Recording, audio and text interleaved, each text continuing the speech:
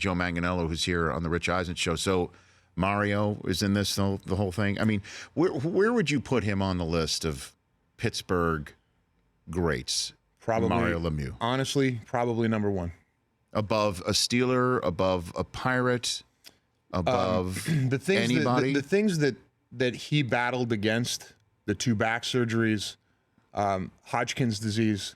I mean, the day of his last cancer treatment, he chartered a jet, flew to Philadelphia, and played that night. Took a nap in the afternoon, and then played that night and scored a goal and an assist. And then when they threatened to move the team, he was owed $30 million by the team because they went bankrupt. He then kind of liquidated that into a deal, found a partner, and bought the team with that $30 million. And, in combination with, another investor. Sure. And kept the team in Pittsburgh. So think about the greatest athlete of your favorite team, Tom Brady, let's say. Well, for you, the Jets, Joe Namath. Joe Namath. Don't say Ryan Fitzpatrick, Joe.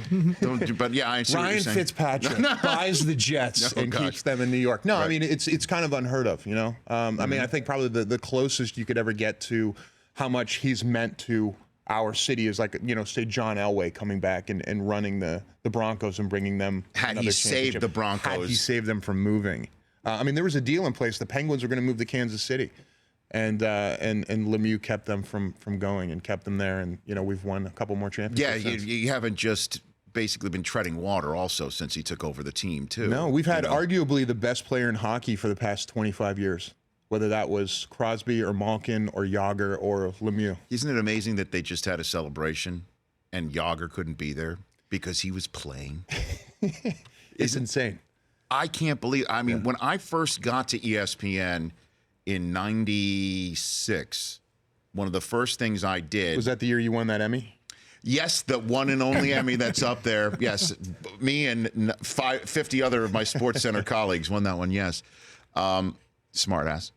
But I remember going to the Hartford Mall because that's where the Whalers would play their games, in the mall. And that was where the rink was, in the mall, believe it or not. And I remember seeing the Penguins that night, and it was Lemieux and Yager, and they both scored twice. Crazy. 96. And Yager, it's 2016. Yeah. I mean, I remember being in high school, and Yager was, like, living with a family the next town over, and, like, dating every single girl in the city. I mean, it was like, I remember he was just on a tear, that guy.